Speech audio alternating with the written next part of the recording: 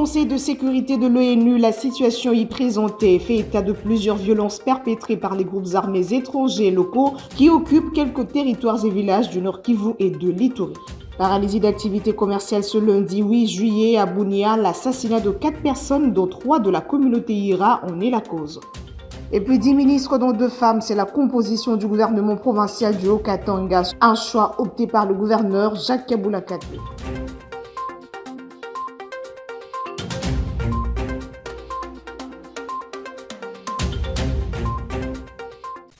Merci de nous rejoindre pour vous informer, madame, messieurs. Bonsoir et bienvenue à cette grande édition du journal. À la une de l'actualité, la République démocratique du Congo fait face à une occupation de rebelles du M23 dans le Nord Kivu, des groupes armés étrangers et locaux, ainsi que dans la province de l'Ituri. Cette situation a été présentée ce lundi 8 juillet au Conseil de sécurité de l'ONU par la représentante spéciale du secrétaire général des Nations Unies et chef de la MONUSCO, Bintou Keïta. La patronne de cette mission de stabilisation de l'ONU a fait état des violences perpétrées par ces hors-la-loi dans les villages et territoires de la RDC. Par ce plaidoyer et au regard du dernier rapport sur la situation sécuritaire en RDC, la chef de la MONUSCO attend une réponse positive des membres du Conseil de sécurité, présidé surtout par la Fédération de la Russie. Et l'Ouganda soutient le rebelle du mouvement du 23 mars dans la guerre qui oppose ces hors-la-loi à la République démocratique du Congo. C'est ce que révèle le nouveau rapport semestriel de la mission onusienne faisant état de lieux des violences auxquelles font face la République démocratique du Congo. Regardez. Depuis 2 ans, chaque rapport publié par les experts des Nations Unies montrait, preuve à l'appui, la montée en puissance du soutien du Rwanda à la rébellion du M23 qui sévit actuellement dans la province du Nord Kivu. Cette fois-ci, un autre acteur régional est pointé du doigt. Il s'agit de l'Ouganda, le pays de Yoweri Museveni. Le rapport démontre comment les officiels ougandais ont laissé les troupes du M23 et l'armée rwandaise transiter par l'Ouganda sans aucune limite.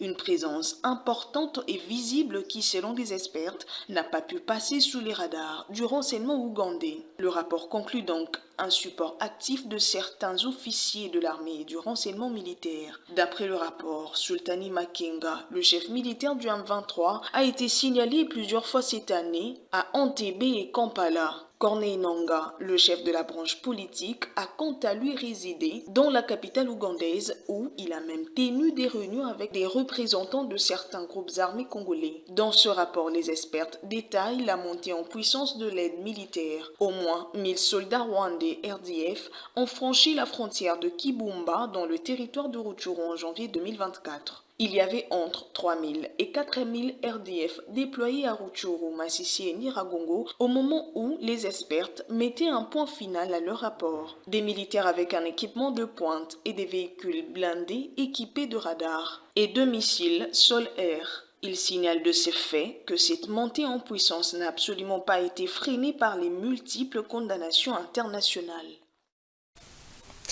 Et la trêve est-elle observée du côté des rebelles du M23? Ces assaillants et leurs alliés rwandais ont détruit le site de cantonnement des ex-combattants érigé à Kirumba en territoire de Lubero. Cette alerte est du chef d'antenne du PDRRCS Butembo Lubero. Regardez.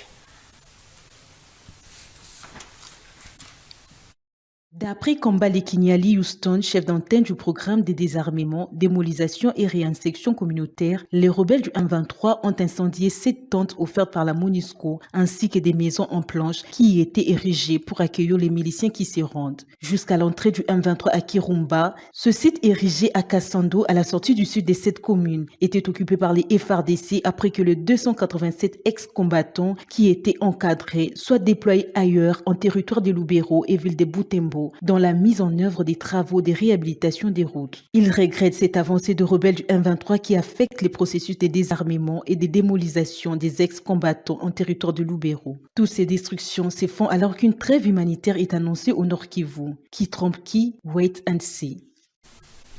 Et puis réagissant sur la décrétion de la trêve humanitaire entre les forces armées de la République démocratique du Congo et le rebelle du M23, Jonas Tshiombela estime que si les deux parties l'ont accepté, c'est fort probable qu'ils se mettent d'accord s'il y a un schéma bien établi pour la paix. Cependant, le coordonnateur de la nouvelle société civile congolaise pense que la trêve n'est qu'une solution précaire qui ne pourra résoudre le vrai problème. Il a été approché par Rachel Adasaliwala et Didier Moulamba. Ça montre que s'il y a une volonté politique réelle de la part de la communauté internationale, il y a moyen d'arriver à la solution. La preuve, elle est là. Une trêve décrétée et tous les deux parties ont accepté. Ça veut dire que s'ils ont un schéma de paix, les deux parties accepteront ce schéma de paix-là.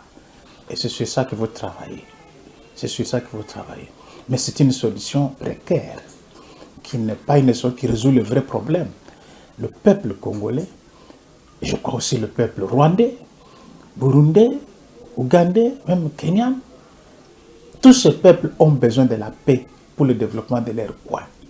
S'il faut travailler sur la question de la paix et que la possibilité de l'obtenir vienne de la manière dont on a obtenu cette trêve humanitaire, je pense qu'il faut aller loin. Parce qu'après cette trêve, qu'est-ce qui va arriver? On ne nous dit rien. C'est que c'est la guerre qui sera reprise. Est-ce que ce n'est pas un moment pour que les deux qui s'affrontent puissent se réorganiser et se relancer la guerre juste après la trêve? Vous verrez, bientôt ils vont commencer à s'accuser. Tel a violé, tel a violé, tel a violé. Je crois que c'est une solution intermédiaire, mais qui n'est pas efficace. Nous avons besoin d'une paix durable pour le développement de la province et même la paix de la communauté internationale en dépend. Actualité en province, plusieurs maisons de commerce n'ont pas ouvert leurs portes ce lundi 8 juillet 2024 au marché central et sur les artères principales de la ville de Bunia. Cela fait suite à l'assassinat de 4 personnes, dont 3 membres de la communauté Ira dans un comptoir d'achat d'or. Rachel Adasaliwala. Les activités ont tourné au ralenti à Bunia. Boutiques et magasins sont restés fermés. Situation consécutive aux journées de deuil décrétées par la communauté Yira après l'assassinat de 3 de ses membres lors d'un cambriolage d'un comptoir d'achat d'or par les hommes armés non autrement identifiés. Au total, 4 personnes ont perdu la vie. Environ de 12 heures, des bandits à main armée non autrement identifiés ont cambriolé dans un comptoir d'achat d'or appartenant au négociant nommé Paluku Sikiliza Merveille, âgé d'une trentaine d'années, sur avenue Ituri, numéro 7, Thiel Lumumba, bâtiment Kawana. Le bilan provisoire se présente comme suit. 3 morts tués par balle, y compris les propriétaires, et les corps sont présentement déposés à la morgue Balidja. Un blessé grave acheminé à la clinique Salama dans un état critique. Une quantité importante d'or emportée par les malfrats. Pour le moment, les enquêtes sont en cours par les services spécialisés. Certaines personnes sont déjà entre les mains des services spécialisés pour les auditions. Je vous signale que l'état d'esprit de la population de Bunia et ses environs, pour le moment, est focalisé sur les atrocités en territoire de Djougou, focalisé également par la guerre au Nord Kivu et le cambriolage à main armée au centre-ville qui vient de se dérouler dans l'entreprise. Il s'est noté que la situation sécuritaire en Ituri devient de plus en plus inquiétante. Et puis la loi du pays est abstraite, impartiale et générale. Elle s'applique sur toute personne sans exception aucune. Telle est la réaction de Maître Jonas Tshiombela, coordonnateur de la nouvelle société civile congolaise, répondant aux préoccupations sur la probable peine de mort des éléments des FARDC ayant fui devant l'ennemi, mais aussi à celle de la plateforme Lamuka sur la demande pour ces FARDC d'une sentence autre que la peine de mort. Il a été approché par Affaire Vita et Didier Moulamba. Comparaison devant la justice militaire au Nord Kivu, ces militaires de rang et officiers subalternes risquent jusqu'à la peine de mort, chose que fustigent les uns et les autres. Pour Maître Jonas Tshiombela, coordonnateur de la nouvelle société civile congolaise, ces militaires ne sont qu'un échantillon de beaucoup d'autres qui agissent de la même manière. D'où la place à la question de savoir pourquoi les individus trahissent-ils leur propre pays. Le caractéristique d'une loi, elle est abstraite, impersonnelle et générale. La loi ne vise pas une personnalité bien définie. S'il s'avère que ces compatriotes qui sont poursuivis pour haute trahison de la nation et que cela, c'est la peine qu'il faut leur appliquer. Je ne vois pas pourquoi nous devons continuer à tergiverser là-dessus. Le grand problème, c'est que dans cette histoire de peine, des éléments de nos forces qui sont au front, si ils sont arrivés à, et que la justice arrive à les démontrer qu'ils ont trahi, et que cette peine-là peut leur être appliquée, il faut aller loin avec la question. Il ne faut pas se limiter seulement à ces petits groupes qu'on a pu voir. Il y a aussi des auteurs intellectuels qui sont ici à Kinshasa, qui téléguent des choses à distance. Du coup, ça relance la question de savoir pourquoi les gens arrivent à trahir leur propre pays. Est-ce qu'il y a une démarche à faire pour qu'on arrive quand même à trouver la possibilité des Congolais de protéger les personnes, leurs biens, ainsi que nos frontières? C'est toute la question là-bas. Maître Jonas Tchombela souhaite par ailleurs qu'un procès équitable soit garanti à ces hommes en tenue qui ont servi sous le drapeau. À ce stade, tout ce que nous pouvons prôner, c'est que le procès équitable leur soit garanti. Rappelons que le procès est en cours au tribunal de garnison militaire de Butembo dans le Nord Kivu. Au total, 22 militaires comparaissent pour notamment fuite devant l'ennemi. On parle tout à fait autre chose. La 25e session ordinaire de l'Union africaine des télécommunications se tient à Kinshasa, capitale de la RDC. C'est la première ministre qui a lancé officiellement ses assises ce lundi 8 juillet au Pullman. Il sera donc question de discuter, délibérer et creuser des pensées innovatrices essentielles pour l'avenir du secteur des télécommunications ici en Afrique. Patrick Isobongue, c'est beaucoup ma reportage. Plusieurs des 53 États membres de l'UAT prennent part à ces assises d'une grande importance, tant pour l'Afrique que pour la RDC, afin de discuter, délibérer, mais également de creuser des pensées innovatrices essentielles pour l'avenir du secteur des télécommunications du continent. À cet effet, la Première ministre a appelé les participants à ce forum à mettre un point d'honneur à la coopération entre pays membres. Cette organisation représente une plateforme continentale unique, inestimable et indispensable, dédiée à la promotion et à l'harmonisation des politiques interétatiques ainsi qu'à la facilitation des partenariats stratégiques entre les États membres. Grâce à l'UAT, nous avons la capacité et l'opportunité de converger nos efforts, de mutualiser nos ressources et de coordonner nos politiques afin de bâtir et de consolider un écosystème télécommunication inclusif, durable, résilient et apte à relever les défis actuels et futurs de notre continent. Les enjeux que nous devons adresser et résoudre sont nombreux et complexes. Qu'il s'agisse d'améliorer l'accès universel aux services de télécommunications pour chaque citoyen de nos pays respectifs, de garantir et de renforcer la sécurité et la fiabilité de nos infrastructures numériques contre les cyber-menaces croissantes, ou de favoriser l'émergence et l'éclosion des innovations locales capables de rivaliser avec les solutions des contrées lointaines et de se créer une place sur le marché technologique mondial. Il est essentiel que l'Afrique ne soit pas seulement un marché pour les grands groupes mondialement connus, mais aussi un fournisseur de services et de solutions pour le reste du monde. Poursuivant son discours, Judith Soumino a exprimé le besoin de son pays. La RDC a abrité à nouveau le siège de l'UAT où elle a été créée en 1977 à Kinshasa. Aujourd'hui, la RDC a accompli des progrès dans le secteur de télécommunications depuis sa libéralisation officielle, a fait savoir le ministre congolais des PTNTIC. Et puis la République démocratique du Congo connaît une avancée significative dans le secteur des télécommunications depuis près de 20 ans.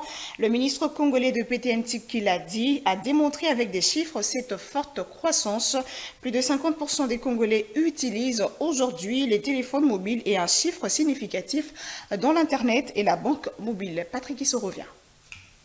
Le secteur des télécommunications a pris de l'ampleur en RDC. Le ministre des PTNTIC, qui l'a fait savoir, a démontré combien les chiffres parlent d'eux-mêmes. Pour votre gouvernement, la République démocratique du Congo avait pris la décision en 2002 de réformer le secteur des télécommunications dans le but d'accroître la pénétration et d'élever le niveau des services des télécommunications dans le pays en libéralisant les activités de télécommunications. C'est ainsi que l'autorité de régulation de la poste et des télécoms a été créée en tant qu'organisme de réglementation chargé de superviser les développements ordonnés du secteur. À l'issue de cette ouverture du marché, le secteur des télécommunications a enregistré une croissance au cours des 20 dernières années, résumée comme suit. Le nombre total d'abonnés de téléphonie mobile est aujourd'hui à plus de 56,3 millions, soit un taux de pénétration de 56,8%. Les utilisateurs d'Internet sont à plus ou moins 29,9 millions, soit 30,28% de taux de pénétration, tandis que les abonnements à l'argent mobile s'élèvent à 22,2 millions, soit un taux de pénétration de plus de 22,41%. Le représentant de l'Union internationale des télécommunications, Alassane Ba, a quant à lui loué l'organisation de cette 25e session ordinaire de l'UAT. Et pour le secrétaire général de l'UAT, John Omo, l'organisation fait encore face à plusieurs défis. Il a fait allusion au retard de cotisation de certains pays membres, hormis la RDC qui est en ordre. Et puis affaire Salomon Kalonda, la Cour militaire de Kinshasa se déclare incompétente. Le porte-parole de l'Ensemble pour la République révèle que cette décision est liée à la nouvelle qualité de sénateur de ce dernier. Les propos de maître Hervé Diakessé, avocat de Salomon Kalonda, ont été recueillis pour vous par Rachel Mavitidi. La Cour militaire de Kinshasa-Gombe a rendu ce qu'on appelle un arrêt déclinatoire des compétences. Ça veut dire qu'elle s'est déclarée incompétente de juger Salomon Kalonda Dela du fait que Salomon Kalonda Dela est aujourd'hui sénateur de la République et de par ses fonctions, il ne peut pas relever de la Cour militaire. Nous sommes très contents parce que le droit a été dit. Ça permet à Salomon Kalonda Dela d'évacuer à ses occupations des sénateurs, mandat qui lui a été confié par le peuple congolais. De toute façon, Salomon Kalonda Dela a toujours clamé son innocence, mais surtout, il a déféré à toutes les convocations de la justice. Et même quand son état de santé n'a pas permis, il a été évacué pour être soigné, mais il est revenu. Et il a répondu devant la justice. Et aujourd'hui, que le droit soit dit dans des sens qui est conforme à notre constitution et aux règles qui régissent notre État. Nous sommes contents et satisfaits. Arrivé en République démocratique du Congo en homme libre après 10 ans d'exil, Joseph Mukungubila dit pardonner à tous ceux qui l'ont persécuté, que ce soit en politique ou dans le sacerdoce, bénéficiaire de l'ordonnance présidentielle du 16 octobre 2023, suspendant tous les arrêts l'ayant condamné notamment à une peine de mort pour tentative de renversement du pouvoir. Il estime que le chef de l'État l'a rendu justice, qu'il n'a pas été gracié. Regardez. On fait le constat que Mukungubila revient a pris de l'âge. Et cet âge-là qui a beaucoup œuvré pour le pays, pour la terre et nos ancêtres. Point n'est besoin de pouvoir vous démontrer cela, vous le savez. J'ai toujours eu le temps de pouvoir réfléchir de quelle façon sortir mon peuple de l'invasion, de l'occupation. Parce que mon pays, comme il regorge de beaucoup de richesses, il est un pays qui est envié par le monde entier. Tout un chacun voudrait au moins profiter et aller au-delà même de ce qu'il faut faire pour le faire manquer même aux ayants droit, c'est-à-dire les enfants du pays. Alors ça, c'est pourquoi j'ai pendant tout ce temps, pendant toute ma vie, j'ai souffert, j'ai fait souffrir ma famille à cause de ça. Et j'entends me continuer sans autre. Moi, je crois l'ordonnance qui m'a rendu heureux, moi, et tous ceux qui aiment ce pays. Ce n'était pas que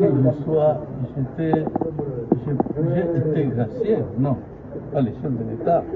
Il y a eu incompréhension. L'État congolais, hein, c'est-à-dire le pouvoir s'est excusé de m'avoir condamné. Ce qui n'était pas réel. Il faut qu'on entende.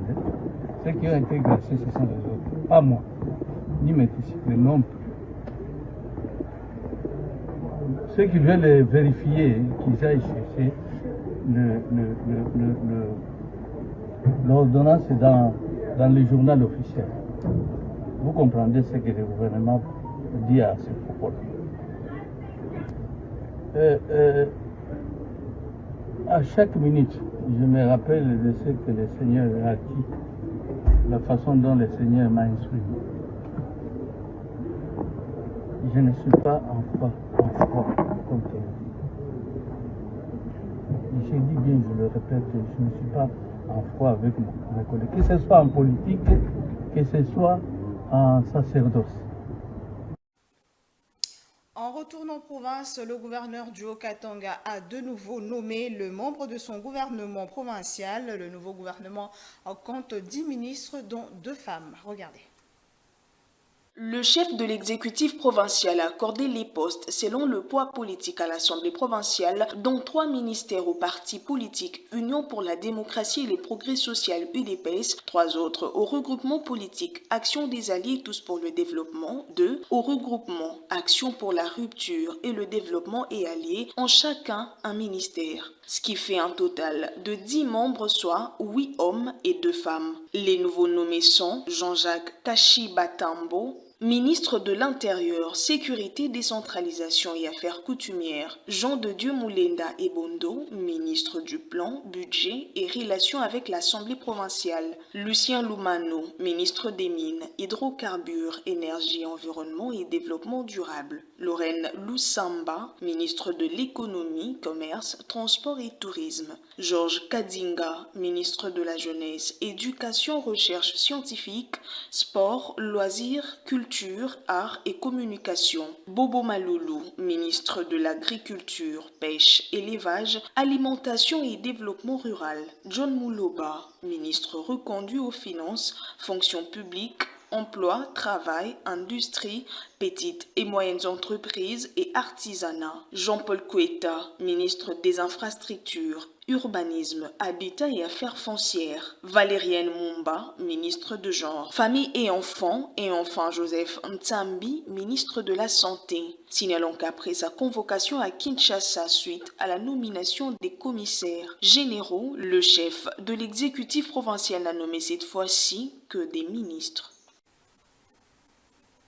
On parle médias actuellement. Désormais, Jires Nkelani n'est plus président de l'Union nationale des caméramens du Congo, ce qui implique la chute de son comité. Décision prise lors de l'Assemblée générale extraordinaire de l'UNCC, tenue le dimanche 7 juillet 2024. Reportage à Rachel Adasaliwala et Siambab.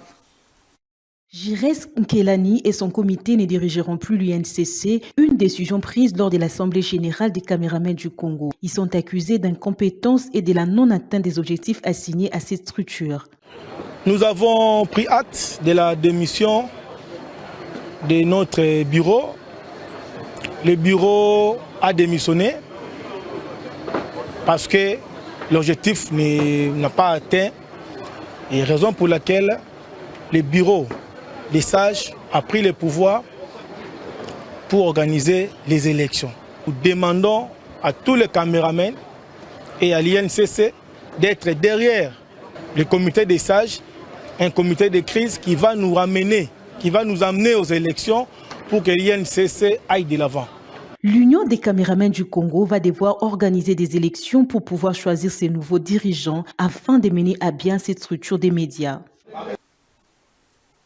Et le membre de l'intersyndicale du ministère de l'Éducation nationale et les autorités de la mutuelle de santé des enseignants s'étaient réunis autour d'une table au cours d'un atelier d'évaluation des activités de la dite mutuelle pour Maître Guy Mafuta, ancien CPA de la MESP. Il était question de réfléchir sur la pérennisation des activités de cette structure qui consiste à garantir la prise en charge médicale de ses affiliés. Suivez.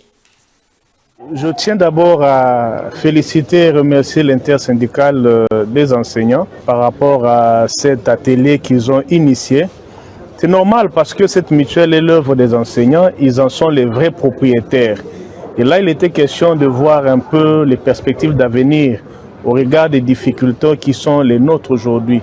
Il a dit le problème de taux, le problème d'accroissement des effectifs, c'est un accroissement de 98% depuis que la MESP a été lancée, contre un accroissement financier de 12% seulement.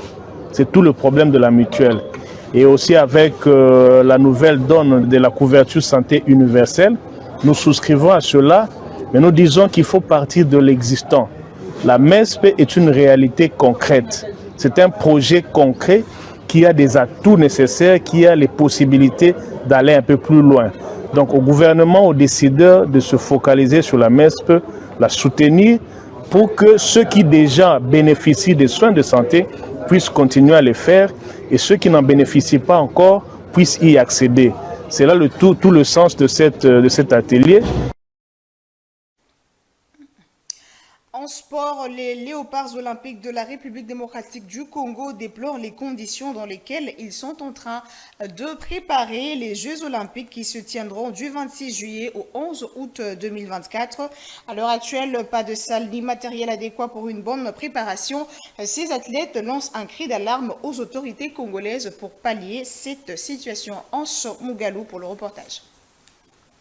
C'est ici où sont internés depuis le 19 juin la sélection nationale congolaise qui représentera le pays aux Jeux olympiques Paris 2024. La préparation de cette compétition mondiale s'est fait avec beaucoup de difficultés. Travailler na bango eza pena bien te na ndenge bazo travailler. Toza na basale ebele ya travailler sport mais le niveau ba travailler na martyr awa et kitoko te. Ta ba judoka ne ba travailler lokola ba travailler lokola ba judoka équipe nationale te ba boxer ba travailler comme ba boxer équipe nationale te. Eza kitoko te ba pesa honneur ya mboka. À quelques semaines du coup d'envoi des Jeux au Paris 2024, Arnaud de Kisoka, aligné dans la catégorie de moins de 60 kg, ne sait pas à quel sens se vouer. Nous rendons les cas. Malgré les conditions, les difficultés pour la préparation, tu vois, on attend de travailler à Mingiza. Mingiza, junior, cadet, senior, Mingi, donc, il y a pénalité pour les marques qui fait un partenaire. Donc, il faut être moins motivé. Au moins, que tu as un travail, mon niveau n'est pas rapport à partenaire. Donc, et ça, moins difficulté. La boxe, le judo, la natation ainsi que l'athlétisme sont les 4 disciplines qui vont porter les couleurs de la République démocratique du Congo du 26 juillet au 11 août 2024 à Paris, en France. Et puis pour finir, en international, des dizaines d'habitants de la ville de Gaza ont été évacués dimanche suite à des nouveaux ordres donnés par Israël. Regardez.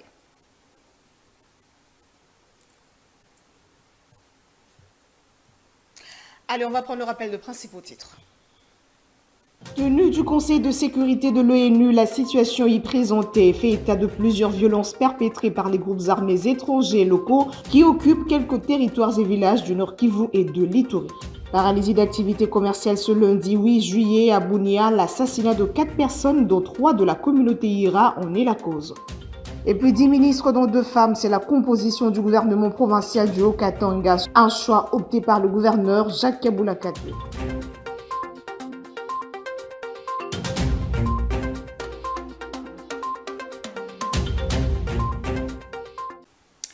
Ce journal est complètement terminé, Madame, Messieurs. C'était un plaisir de vous les présenter et merci à vous de votre attention soutenue. Au revoir.